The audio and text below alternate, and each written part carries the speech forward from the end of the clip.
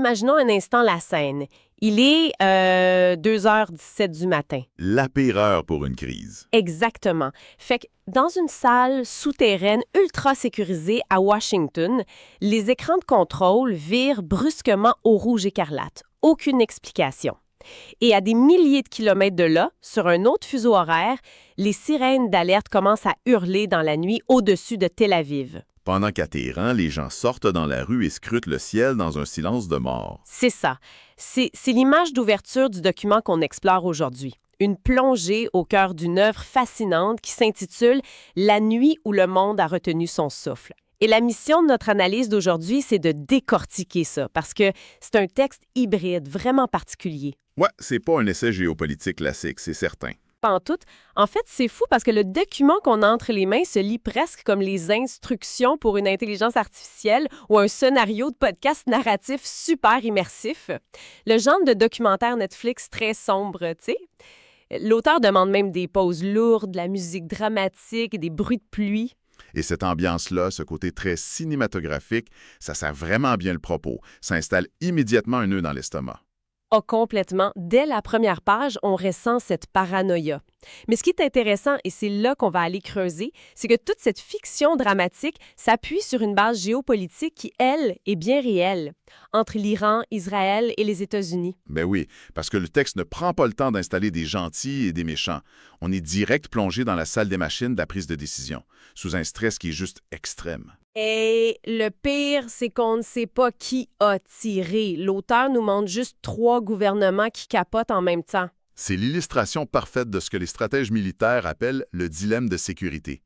Quand l'information est floue, chaque camp interprète le moindre mouvement de l'autre comme une agression imminente. Fait que c'est pas la haine qui risque de détruire le monde dans cette scène d'ouverture. Non, c'est l'ambiguïté, le manque de certitude. Mais cette ambiguïté-là, tu sais, elle sort pas de nulle part. C'est là que l'auteur nous ramène en arrière, parce que pour comprendre pourquoi ils sont tous prêts à appuyer sur le bouton rouge à la moindre alerte, faut regarder le passé. Le lourd passé, oui. Le texte parle de 1979, évidemment, la révolution iranienne. Mais il insiste vraiment, mais vraiment lourdement sur la prise d'otage à l'ambassade américaine à Téhéran. 444 jours. Pourquoi est-ce que cet événement-là, précisément, est présenté comme la clé de voûte de cette paranoïa téhranienne? C'est parce que ces 444 jours ont littéralement recablé le logiciel de la politique étrangère américaine au Moyen-Orient. Ce que le récit explique, c'est que ça a institutionnalisé la méfiance. OK, donc ça a tout cassé. Exact. Avant ça, dans les années 50 et 60, il y avait des canaux directs, une alliance de convenance avec le Shah. Mais cette prise d'otage-là a créé une cicatrice psychologique tellement profonde à Washington qu'elle a détruit le concept même de diplomatie de crise avec l'Iran. Fait que depuis 40 ans, l'idée de base, c'est pas d'essayer de calmer le jeu, c'est de s'attendre au pire. C'est exactement ça. La doctrine par défaut, c'est l'anticipation du pire. Ce qui explique pourquoi, dans la scène du bunker qu'on a vue au début, personne ne pense à décrocher le téléphone en premier. Ah, ça fait tellement de sens. Et cette absence de communication directe, ça nous mène à un autre gros point de bascule abordé dans le texte, l'évolution de cette fameuse guerre de l'ombre, surtout au début des années 2000 avec le virus Stuxnet. Ah, Stuxnet, c'est incontournable. C'est vraiment le moment où la guerre froide régionale est devenue une guerre chaude, mais invisible. Et le document s'attarde beaucoup là-dessus. J'ai trouvé l'analogie super forte en lisant.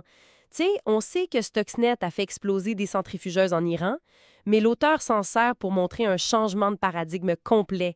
C'est comme une partie d'échecs géante, mais quelqu'un a trouvé le moyen de mettre le feu aux pièces de l'adversaire. Sans jamais s'asseoir à la table. Voilà. Et sans même que l'adversaire s'en rende compte sur le coup, du simple code informatique qui crée de la destruction physique. Et l'impact psychologique de ça, on n'en parle pas assez, mais ça a été dévastateur. Stuxnet a brisé l'illusion que les infrastructures critiques d'un pays étaient à l'abri s'il n'y avait pas de déclaration de guerre officielle. Ouais, parce que, vas-y, explique ce que ça faisait sur les écrans. Le virus affichait des données tout à fait normales sur les écrans des ingénieurs iraniens. Pour eux, tout allait bien, pendant que les machines, en réalité, s'autodétruisaient. C'est complètement fou. Tes propres instruments te mentent. Exactement. Et ça crée une paranoïa institutionnelle absolue. Si tu peux plus faire confiance à tes propres écrans, comment tu fais pour évaluer rationnellement une menace? Tu peux pas. Fait que t'es constamment sur les nerfs. C'est ça. Le récit connecte ça directement au présent. En banalisant les cyberattaques, les sabotages anonymes, on a détruit le concept de réponse proportionnelle. Quand tout le monde opère dans la zone grise, la ligne rouge, elle n'existe plus. Et c'est en plein sur ce terreau-là de paranoïa que l'auteur déclenche sa fameuse Nuit des drones. C'est le cœur de l'histoire. Et la mécanique est redoutable. Ouais, parce qu'il choisit pas une attaque des missiles balistiques hyper rapides. À 23h48, ce sont des nuées de drones qui sont détectés. Des drones qui prennent des heures à arriver. J'ai l'impression que c'est un choix hyper délibéré pour jouer sur la torture de l'attente, non? C'est un choix tactique, mais aussi narratif qui est brillant. Tu sais, un missile balistique, ça impose une réaction mécanique. De quelques minutes, le protocole embarque, point final. Mais des drones lents, Ça laisse le temps de réfléchir. Ou de paniquer. surtout de paniquer. Ça crée un espace-temps terrifiant. Ça étire ce qu'on appelle le cycle ODA de l'armée. Observer, s'orienter, décider, agir. Ça l'étire jusqu'au point de rupture. Les décideurs ont juste assez de temps pour s'imaginer les pires scénarios. Ouais, et subir la pression médiatique en même temps. Ah, la pression médiatique! C'est ici que ça devient vraiment, mais vraiment intéressant dans le texte. Pendant que les drones volent, la désinformation embarque. Des vidéos truquées, des deepfakes qui enflamment les réseaux sociaux.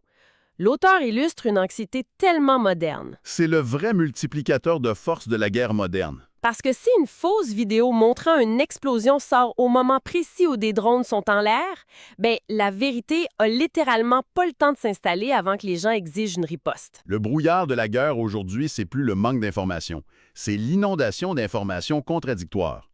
Dans le récit, on voit le général américain dans le bunker qui se demande « et si c'était juste un piège ?» L'ennemi, dans cette séquence-là, c'est pas un pays, c'est le chaos lui-même. Mais je t'arrête là-dessus 2 secondes. J'ai un peu de misère à acheter cette paralysie-là à 100%. Ah ouais, hein? Pourquoi? Ben, tu sais, les armées ont des simulations de guerre en permanence, des gros wargames. Ils ont des protocoles ultra rigides. Ils doivent bien être entraînés à ignorer les vidéos TikTok en pleine crise nucléaire, non? C'est pas un peu dramatisé pour l'histoire? Sur papier, t'as tout à fait raison. Les militaires savent très bien isoler le signal du bruit. Mais le problème, et l'auteur le montre très bien, c'est la friction entre les militaires et le pouvoir politique. Ah, Le politicien qui regarde les sondages, exactement. Le président, dans sa salle de crise, il regarde pas juste les radars de l'armée. Si une fausse vidéo d'une base détruite devient virale, la pression du public pour répliquer devient intenable, même si ses généraux lui disent d'attendre. Le deepfake, il vise pas à tromper le radar, il vise à hacker le cycle électoral ou l'ego du dirigeant. wow, hacker le décideur plutôt que le système, c'est glaçant. C'est la paralysie par la désinformation. Et ça nous amène direct à la grosse révélation de l'intrigue. Fait que l'Iran dit que c'est pas eux, les États-Unis n'ont rien fait, Israël non plus, alors qui tire les ficelles? Et là, le récit bascule dans le vrai roman d'espionnage. La CIA identifie le fameux Cercle Noir. Le groupe de l'ombre. Ouais, un groupe clandestin de mercenaires, d'anciens espions qui manipulent tout le monde pour créer le chaos et faire exploser le prix du pétrole. Je te cache pas que mon radar à cliché de James Bond s'est allumé un peu. Un groupe de vilains sans patrie. Est-ce que l'auteur essaie pas de nous dire que les gouvernements traditionnels contrôlent plus grand-chose? Le nom fait très film d'action, c'est vrai. Mais la mécanique derrière, elle est effroyablement proche de la réalité. Regarde les sociétés militaires privées aujourd'hui. Ah, genre Wagner et compagnie? Oui, des milices par procuration, des groupes financés en sous-main qui ont une autonomie énorme. Le cercle noir, c'est juste l'extrême logique de ça. C'est la perte du monopole de la violence par les États. Donc, la sous-traitance de la guerre a fini par créer des monstres indépendants. Fait que c'est plus juste une affaire de gouvernement. Le cercle noir utilise des armes iraniennes spécifiquement pour brouiller les pistes. Et c'est là qu'on arrive à cette scène incroyable en Iran. Le personnage de Farid, qui enquête en parallèle, découvre une vieille photo. Ah oui, cette scène-là! C'est mon passage préféré. Sur la photo, il y a 3 hommes. Un général iranien, un ex-agent américain et un Israélien. Et au dos, c'est écrit « La guerre commencera quand les 3 croiront être les victimes ». C'est puissant, non? Ça m'a jeté à terre. C'est tellement lucide sur la psychologie des conflits. Dès que tu te convaincs que tu es la victime, il n'y a plus aucune limite morale. Ta violence devient la légitime défense. Ah, c'est le carburant de l'escalade asymétrique. Et c'est là qu'on découvre le nom du cerveau de l'opération. Un certain Lazarus, un vieil espion qu'on croyait mort depuis 20 ans. Le fantôme ultime. Mais faut pas juste le voir comme un super vilain. Dans l'analyse, Lazarus représente ce qu'on appelle le blowback, les conséquences inattendues. Genre le monstre de Frankenstein qui se retourne contre son créateur. Totalement. Pendant la guerre froide, on a financé et armé plein de groupes pour faire le sale boulot. L'idée, c'était de garder les mains propres. Mais ces atouts-là finissent toujours par échapper à tout contrôle. Lazarus, c'est les fantômes des services de renseignement qui reviennent hanter le présent. Ça donne vraiment le vertige quand il y pense. Et le récit accélère vers la fin. Il reste quoi, 30 minutes avant l'impact supposé? Les bombardiers sont sur les pistes et là, petite lueur d'espoir. Un appel téléphonique secret à 3 est organisé. Washington, Téhéran, Tel Aviv. Enfin, de la communication directe. Oui, et quelqu'un prononce cette phrase super lourde. Si nous faisons une erreur cette nuit, des millions de personnes peuvent mourir. On respire, les ordres de frappe sont suspendus. C'est le moment où la raison d'État triomphe de la panique. La survie repose sur des humains qui décident d'arrêter la machine. Sauf que le répit dure même pas 2 minutes. Ben non. L'auteur nous arrache le tapis sous les pieds. Un destroyer américain dans le golfe Persique se fait frapper par un missile. Un vrai cette fois. Et paf, la diplomatie s'évapore. Ça démontre que les protocoles de paix traditionnels sont inutiles quand un acteur non étatique comme Lazarus maîtrise le sabotage à ce niveau-là. Il a forcé la main du destin. Et ça nous mène tout droit au cauchemar final. Un message arrive dans le bunker. Dans 6 heures, Washington sera attaqué. Un ancien agent, Daniel Ross, débarque pour confirmer la menace. Et finalement, il trouve la source, une banale fourgonnette blanche près du Capitole. Avec rien d'autre qu'un ordinateur à l'intérieur. Ouais, pas de bombe, juste un ordi allumé. Avec une vidéo de Lazarus qui joue, et sur l'écran des militaires, les cibles s'allument, se rapprochent pour pointer sur un seul endroit, le bunker secret du président. L'ironie est écrasante. Tellement, on a mis des milliards de dollars, des mètres de béton pour protéger le président, et un gars avec un logiciel transforme cette forteresse en souricière. Les lumières s'éteignent et la voix résonne dans les haut-parleurs. « Bonjour, Monsieur le Président. Je vous ai enfin trouvé. » C'est glaçant. Mais ça symbolise la faillite de la doctrine de défense du 20e siècle. Les murs épais, la géographie, ça ne veut plus rien dire. Dès qu'un système est connecté, il est vulnérable.